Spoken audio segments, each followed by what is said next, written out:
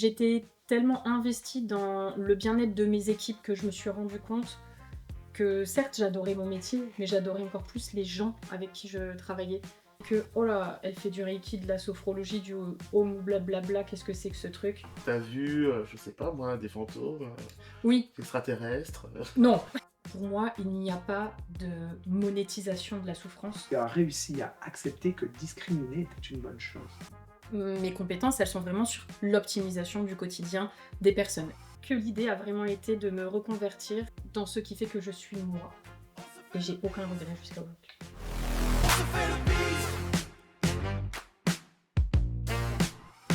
Bienvenue sur le podcast On se fait le bise. Aujourd'hui, on reçoit Élodie Remy, fondatrice de Harmonie et Énergie, son entreprise de bien-être autour du Reiki, de la sophrologie et du home organizing, entre business terre à terre et ésotérisme, qui est cette entrepreneuse un peu particulière. Avant toute chose, on va se présenter. François Gittenet, mon associé, et moi-même, fondateur de Web to Success, on aide les entrepreneurs à trouver plus de clients grâce à une stratégie digitale web marketing adaptée à leur réalité. Alors, Élodie, François, Non mais bonjour François, bonjour Elodie. Bonjour à tous les deux. pardon, je vais trop vite.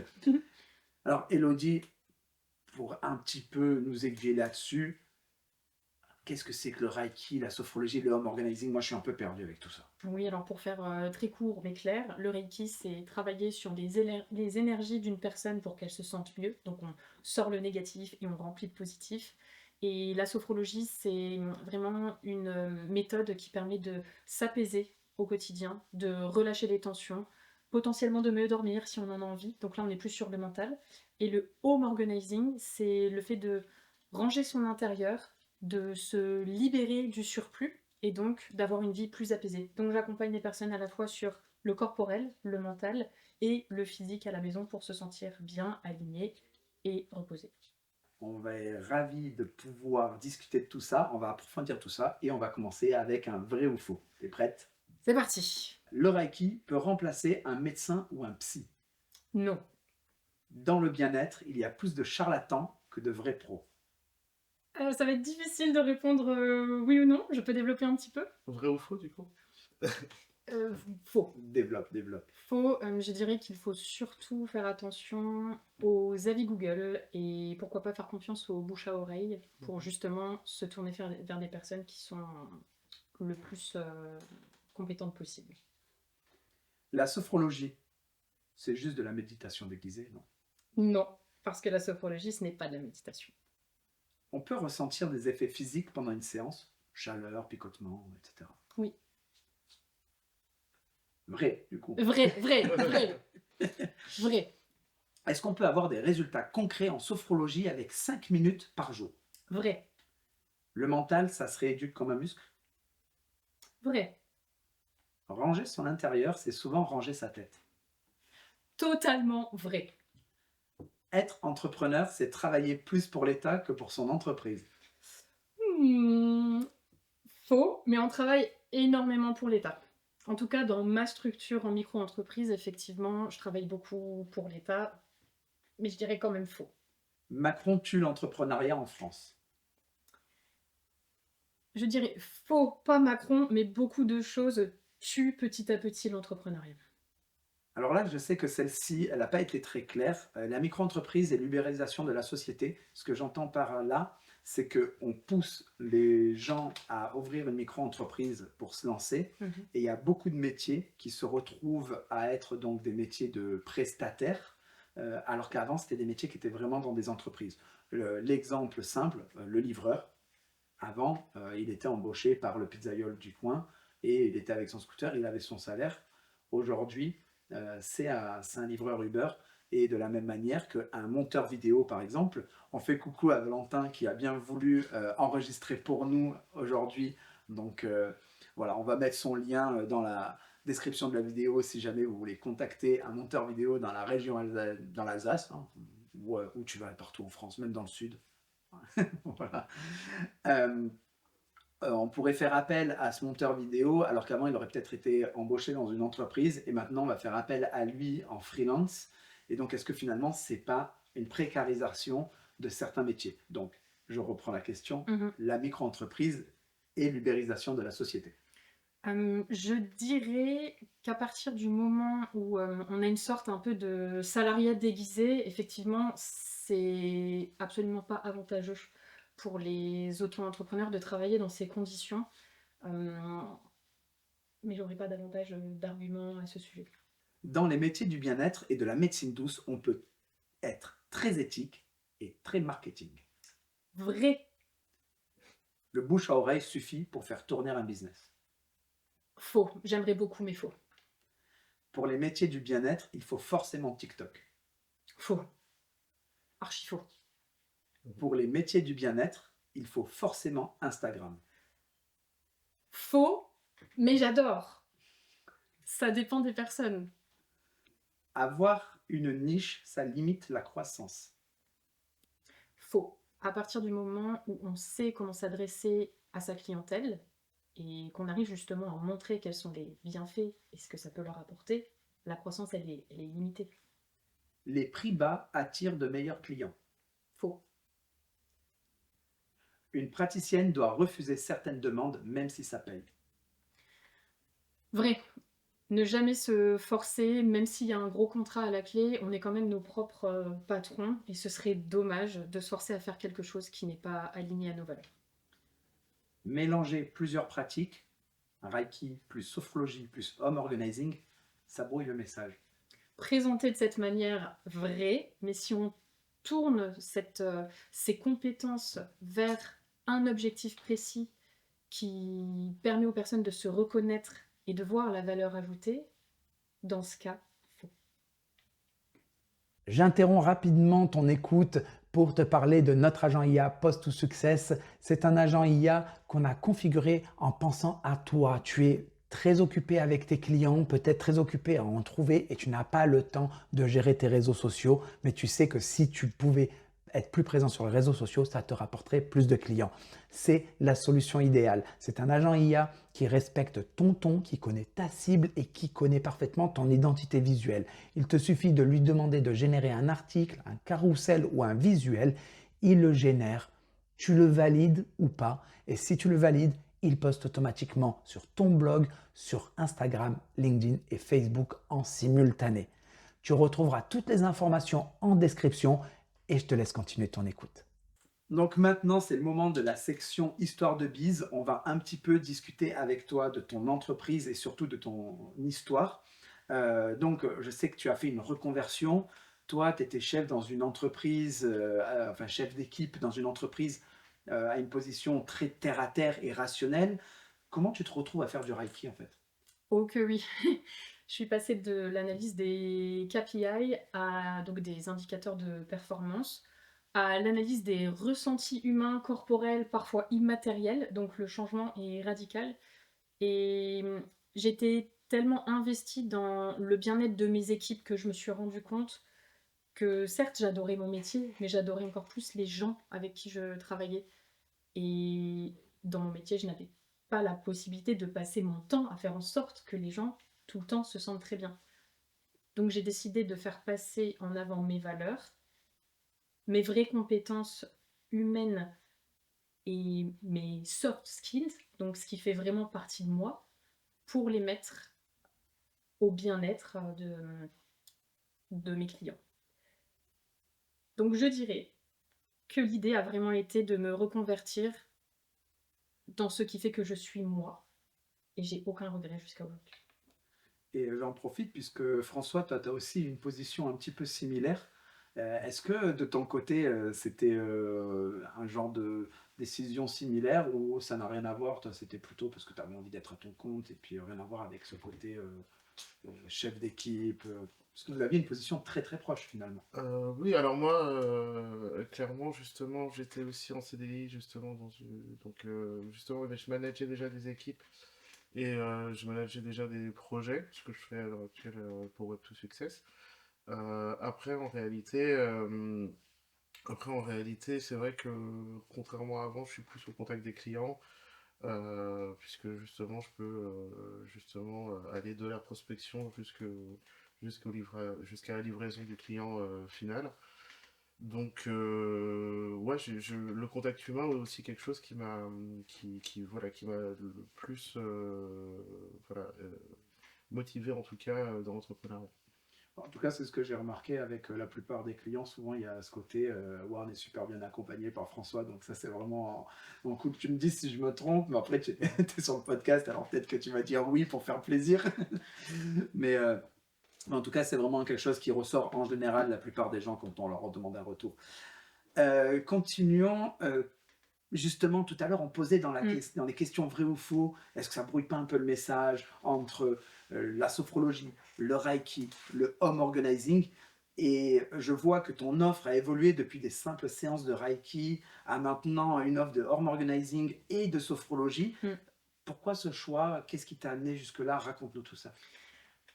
Effectivement, quand je me suis lancée, j'avais déjà en tête d'avoir donc ces 3 activités. C'est pour ça que j'avais mis, harmonie, énergie au pluriel, mais je n'étais formée que en reiki et je m'étais rendu compte avant cette reconversion professionnelle que quand je me sentais bien dans mon corps, donc énergétiquement, puis dans ma tête mentalement, tous les efforts que j'avais mis en place pour atteindre ce bien-être étaient totalement ruinés quand je rentrais chez moi parce que j'étais dans un environnement qui était encombré, il y avait beaucoup de bazar, et finalement je me disais punaise, je suis fatiguée d'être chez moi. Et là je me suis dit bah j'ai une solution en fait, c'est de ranger chez moi, mais de ranger et de refaire totalement mon intérieur. En ajoutant le rangement à la maison, donc le bien-être dans l'espace dans lequel je vis au quotidien, à la sophrologie, au reiki, j'ai réalisé que j'étais vraiment accomplie en moi-même. Et comme ça a marché pour moi, je me suis dit, ça serait pas mal d'en faire une entreprise. Ça serait pas mal d'accompagner les gens sur toutes ces thématiques de vie. Puisque moi, je l'ai vécu, d'autres personnes sûrement ressentent les mêmes choses, donc allez, c'est parti. Alors, on va aller un peu approfondir cette question parce que là, donc, on parle d'alignement, toi, avec toi-même, finalement, pour accompagner des clients. Bon, ça, c'est vraiment ce que je dis à tout le monde, hein, ceux qui suivent un petit peu. C'est très important d'être aligné avec son produit parce que c'est là, en fait, qu'on rentre dans une zone de génie et qu'on aide au mieux nos clients. Mhm. Mais justement, pour aller encore plus loin là-dedans, je sais que ça a été très dur pour toi de devoir choisir une cible parce que, comme beaucoup de personnes en médecine douce, tu aimerais quelque part aider tout le monde. Je sais que des fois, c'est une souffrance quand on dit ouais, mais il faudrait cibler. Les gens disent non, mais moi, tu comprends, j'aime bien, j'ai pas envie de me limiter. Et Mhm. on est à cette question tout à l'heure, hein, est-ce que c'est nicher, c'est limiter sa croissance? Et on sait qu'en fait, quand on veut aider tout le monde, finalement, personne ne se reconnaît vraiment. Est-ce que tu peux nous expliquer justement dans cette évolution du Reiki, Home Organizing et Sophrologie, aussi ton choix de cible Mhm. et et surtout, est-ce que tu peux nous expliquer comment tu as réussi à accepter que discriminer était une bonne chose? Mhm. Avec plaisir. Alors, discriminer, du coup, le mot est fort, mais je vois ce que tu veux dire. Je dirais choisir ses combats, mais surtout s'orienter vers les personnes qui nous parlent le plus. Et au début, je voulais absolument toucher tout le monde. J'avais cette volonté d'aider les gens et ça ne menait à rien. Mon discours était flou et les personnes ne retenaient que oh là, elle fait du reiki, de la sophrologie, du home blablabla, qu'est-ce que c'est que ce truc? Ça ne menait absolument à rien. Je me suis rendu compte au fur et à mesure, rien qu'avec le reiki, que j'avais 98% de ma clientèle qui était féminine. Donc déjà là, je savais que je parlais essentiellement pour ce métier à des femmes. Mais au-delà de ça, je me suis rendu compte que leur problématique commune était une problématique sociétale et donc qui est actuellement rattachée aux femmes.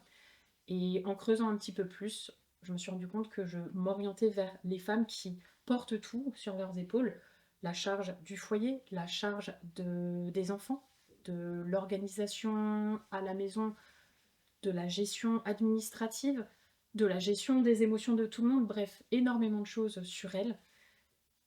Et la différence est très notable avec les clients hommes que j'ai qui ont eux aussi une charge mentale, mais qui est différente. Et personnellement, je suis aussi plus à l'aise avec les femmes qui me rappellent mon vécu personnel. Donc, j'ai décidé de m'orienter vers les femmes qui veulent se libérer du poids du passé et du quotidien par rapport à ce que moi j'ai vécu dans mon enfance et avec le vécu de ma maman, parce que ça me parle et que je sais que je suis compétente pour ces personnes-là. J'aimerais aider tout le monde, mais j'ai aussi mes limites et j'ai mes histoires de cœur qui font que je peux vraiment avoir un effet miroir et faire en sorte de me consacrer à elle de la manière la plus efficace possible. Tu disais justement que tu fais partie de ta cible. Et est-ce que Mm. du coup, comme tu fais partie de ta cible, c'est plus facile de communiquer sur les réseaux ou de communiquer avec ces gens-là et donc du coup, ça te fait gagner du temps. Totalement. Ça m'aide énormément de savoir ce dont ces personnes ont besoin, parce qu'il y a un effet miroir. Après, c'est aussi l'effet qui se coule. Il faut vraiment que je fasse attention à ne pas trop m'investir, à garder ma posture professionnelle. Quelque chose qui est challengeant quand on travaille dans les métiers de l'humain. Cependant, pour répondre à ta question sur le fait de gérer les réseaux et gérer ma communication, c'est une activité qui prend énormément de temps et pour laquelle je suis tellement investie avec mes, mes clientes que ma communication sur les réseaux sociaux pêche à cet endroit-là. Je Mhm. préfère passer du temps avec mes clientes Mhm. dans le dur plutôt que de faire de la communication sur les réseaux sociaux et je trouve actuellement des solutions avec vous pour pouvoir développer davantage ma communication. Alors, vu que tu fais du Reiki, Mhm. et donc du coup, on peut parler un peu de fantômes, d'ésotérisme, etc. En quoi tu crois? Et justement, quelles sont les limites de tes croyances? C'est une très bonne question. Alors, je ne crois en aucune religion, en aucune personnification, mais je crois qu'il y a quelque chose qui est présent et j'aime bien l'appeler l'univers. Je crois au karma, le fait de faire de bonnes actions et que si on en fait des mauvaises, ça peut se retourner contre nous. Et je crois en la vie après la mort. Donc ça fait beaucoup de choses. C'est pas pour rien que je fais du Reiki aussi. Euh, mais j'ai des limites aussi. Voilà, je ne vais pas croire en les reptiliens, ça c'est quelque chose auquel je crois pas. Voilà, ça reste mes propres croyances à moi. Mais oui, la vie après la mort, le karma et l'univers. Une force au-dessus de nous, imperceptible. Et est-ce que tu as déjà été témoin concrètement de choses? Est-ce que tu as vu, je sais pas moi, des fantômes Oui, extraterrestres? non. Vrai, faux, hein.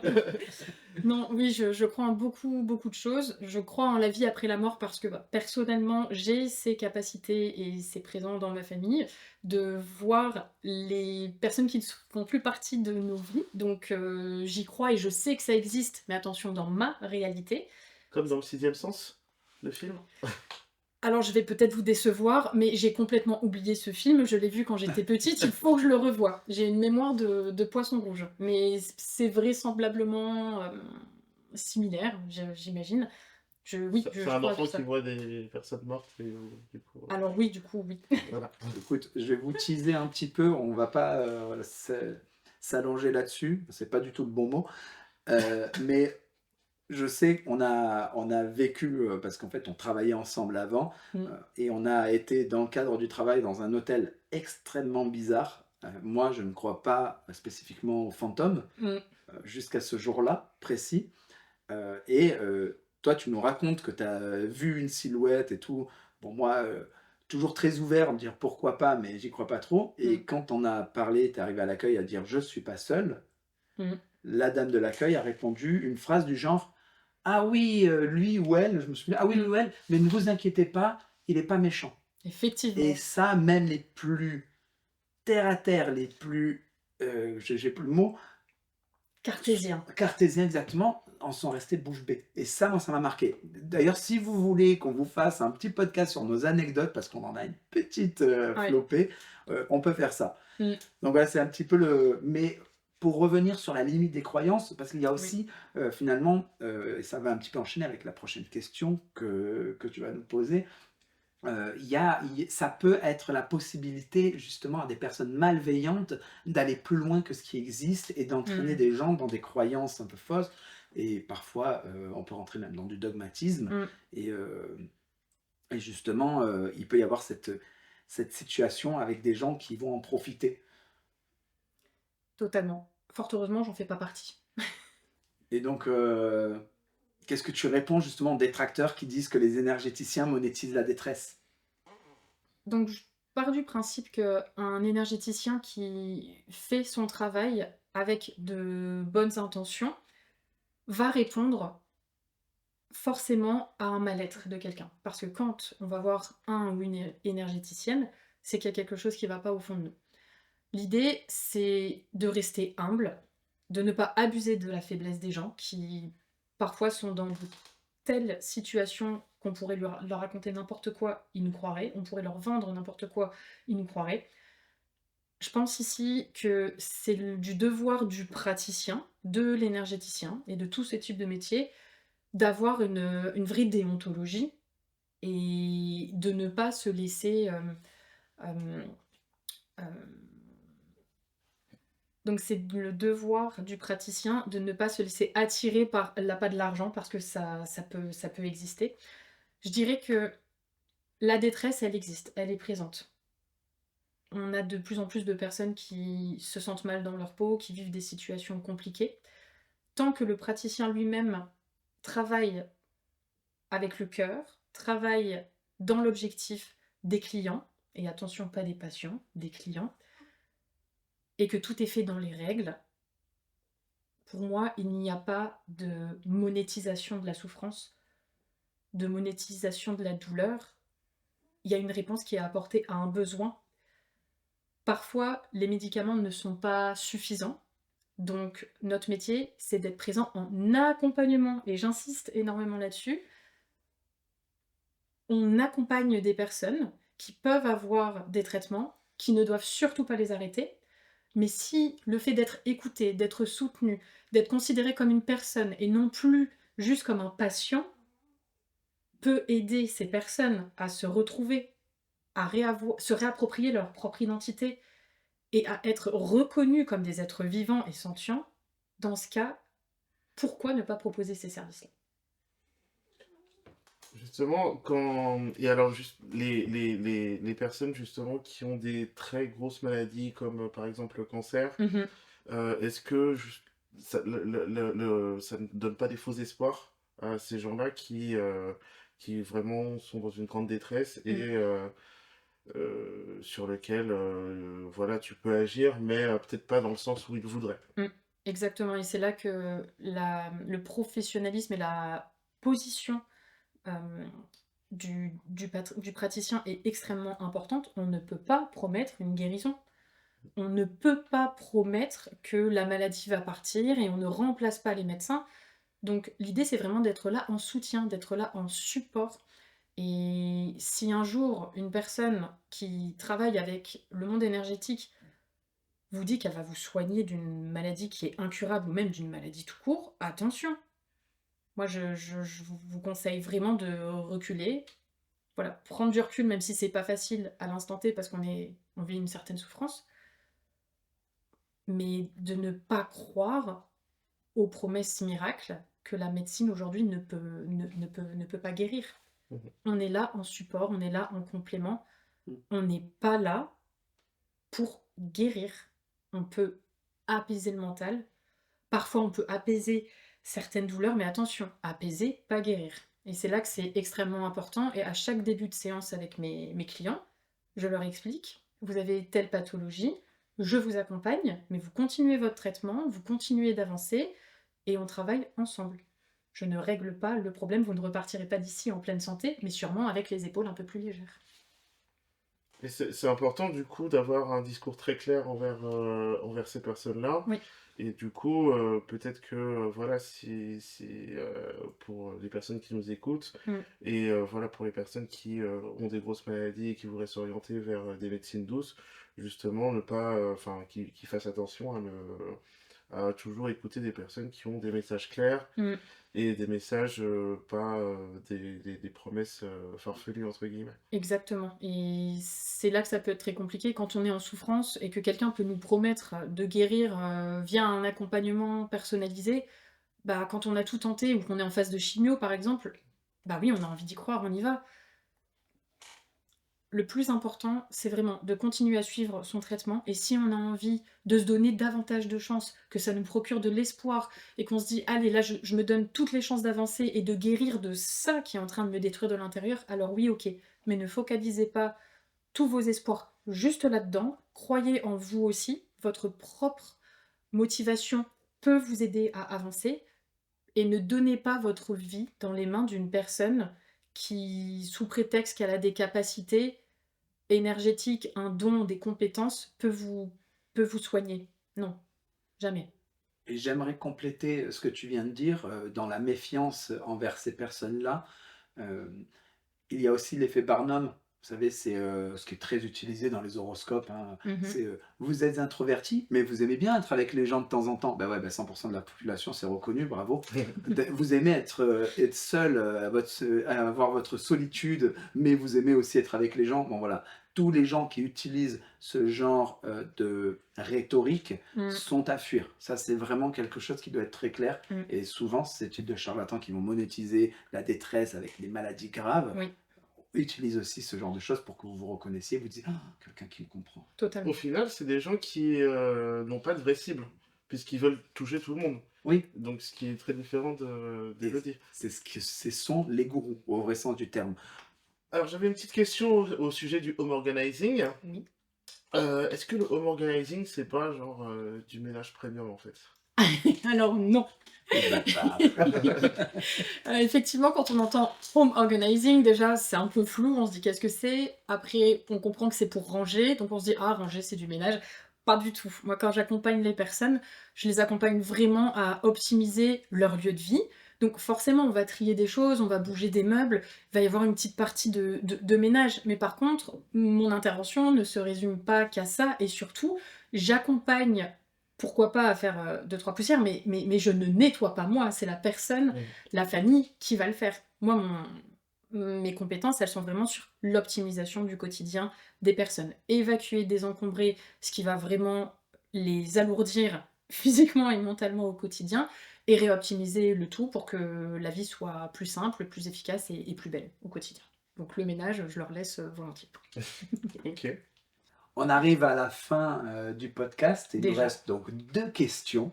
La première question, c'est quel conseil donnerais-tu à un employé qui veut lancer sa boîte en 2026, puisque c'est ce que tu as vécu l'année dernière? Se préparer, et je suis un peu émue, mais une bonne trésorerie de côté, parce que même si on se dit ça va, je vais gérer, j'ai mis assez de côté, il y a toujours des aléas de la vie. Donc prévoyez une belle trésorerie. L'URSSAF, tout ça. Voilà, l'URSSAF On en parlera. prend beaucoup et on en parlera donc sûrement après. Mais une bonne trésorerie, si je peux vous conseiller quelque chose que je referai, c'est si vous faites une reconversion professionnelle, formez-vous le plus tôt possible en même temps que votre emploi CDI, CDD actuel, chose que je n'ai pas faite. Et je me suis formée par la suite, et donc j'ai perdu du temps. Mm. J'ai perdu une partie de mes économies, et je n'ai pas fait rentrer de chiffre d'affaires pendant un petit moment. Donc, mettez une bonne trésorerie de côté, formez-vous à votre métier, même si c'est les week-ends, c'est pas facile, mais l'entrepreneuriat n'est pas facile. Et en troisième, vraiment se tenir informé en termes de veille sur les évolutions de budget, les évolutions politiques, parce que beaucoup de choses peuvent tomber au compte-gouttes. Et par exemple, dans mon cas, j'avais ma formation de sophrologie qui pouvait être prise en charge par le CPF. Et suite à beaucoup de remaniements l'année dernière politique, la formation a été retirée du compte CPF. Et donc j'ai dû la payer entièrement de ma poche. Ce qui représente vraiment un gros montant. Par chance, je l'avais prévu en plan C, parce que j'avais préparé des plans A, des plans B, des plans C. C'est le plan C qui a malheureusement eu lieu, donc prévoyez extrêmement bien votre trésorerie, prévoyez les aléas de la vie, et dernière information pour de vrai, avant de tout lâcher, regardez vraiment jusqu'à où vous êtes prêt à faire des sacrifices. Parce que l'auto-entrepreneuriat, c'est chouette, on n'a plus son patron, mais on devient son propre patron. On est seul face à tout. Et on n'a plus forcément la qualité de vie financière d'avant. Donc on se sent mieux en soi, mais il y a beaucoup de choses sur lesquelles on doit faire des sacrifices. Et si on a l'habitude de beaucoup sortir, d'avoir une vie vraiment où on s'épanouit à l'extérieur, il faut vraiment prendre en compte que la vie va changer quand on se lance dans l'auto-entreprise, du moins pendant les premières années. Ça reste mon expérience. Pour rebondir sur ton plan C, je suis tout à fait d'accord et moi je suis plutôt partisan de vaut mieux toujours prévoir le pire des scénarios et se dire qu'on va avoir un budget claqué au sol et ne jamais penser aux aides parce que nous on a eu des problèmes avec les aides qu'on est censé recevoir. Donc au début on les avait mises dans le budget et ça nous a quand même clairement fait des fausses surprises, des mauvaises surprises je dirais même. Donc c'est le conseil que je donnerais si jamais vous vous lancez. Prévoyez le pire des scénarios, arrêtez de croire que l'État va vous aider, surtout que c'est en train de s'aggraver vu la situation. Donc voilà. Alors, c'est vrai qu'il faut, dans son plan, bien entendu, ne pas compter forcément les aides ou les subventions, parce qu'on ne sait pas quand est-ce que ça arrive, on ne sait pas s'il va y avoir des problèmes administratifs. Mais il y a aussi une chose sur laquelle nous, on a été confrontés, c'est aussi le fait que, voilà, peut-être l'URSSAF ou les impôts vous prélèvent trop. Et après, pour se faire rembourser, c'est la galère. Donc, du coup, je rejoins vraiment Élodie sur le fait de voilà, faire le plus de trésorerie possible, avoir le plus de trésorerie possible, parce que les imprévus, on ne sait jamais à quel niveau et à quel moment ça peut arriver. Ça m'est d'ailleurs arrivé avec ma micro-entreprise. Alors là, c'était une erreur de mon fait. J'avais déclaré le mauvais mois et où j'avais gagné beaucoup plus. Donc, j'ai déclaré 2 fois le même mois où j'avais gagné plus. Et c'est que 6 mois après, où ils l'ont soustrait à ce que je devais payer. Donc ça a mis 6 mois quand même pour le remboursement. Voilà. Dernière question. Si on devait inviter quelqu'un sur ce podcast, qui nous conseillerais-tu ou à qui conseillerais-tu de venir ? Alors je pense à 2 personnes que j'ai rencontrées en salon professionnel. La première fait de l'Ayurveda et du Vastu Shastra, donc c'est assez complémentaire avec ce que je fais. Énergétique, plutôt indienne, et home organizing, indienne également. Je la laisserai expliquer tout ça si elle passe par ici. Avec plaisir. Et récemment, une personne qui fait de la dentosophie. Dentosophie. Qu'est-ce que Peut-être S ou Z, je ne sais pas. L'idée, c'est d'analyser donc la bouche, le positionnement des dents, la façon dont elles sont imbriquées les unes avec les autres, et de pouvoir ressortir certaines thématiques de vie, avancer dessus, sans forcément passer par l'appareillage dentaire. D'accord, c'est très intéressant. Voilà. Bon, tu nous donneras les noms en off. Avec plaisir. Parce qu'évidemment, on ne sait pas si ces personnes-là veulent qu'on parle d'elles directement. Et merci beaucoup, ça nous a fait très plaisir de te recevoir. Oui, merci beaucoup. Ah, moi aussi, merci, c'était très plaisant. Super, on est content. Et puis on espère te retrouver pour parler peut-être de sujets un petit peu plus anecdotes. Et puis l'URSSAF. Il y a des choses à dire. Super. Merci à vous. Retrouvez toute l'actualité et les services de Harmonie et Énergie en description. Vous retrouverez son site et ses réseaux sociaux. C'était On se fait le bise. On se retrouve dans 2 semaines. Abonnez-vous et n'oubliez pas d'activer la petite cloche.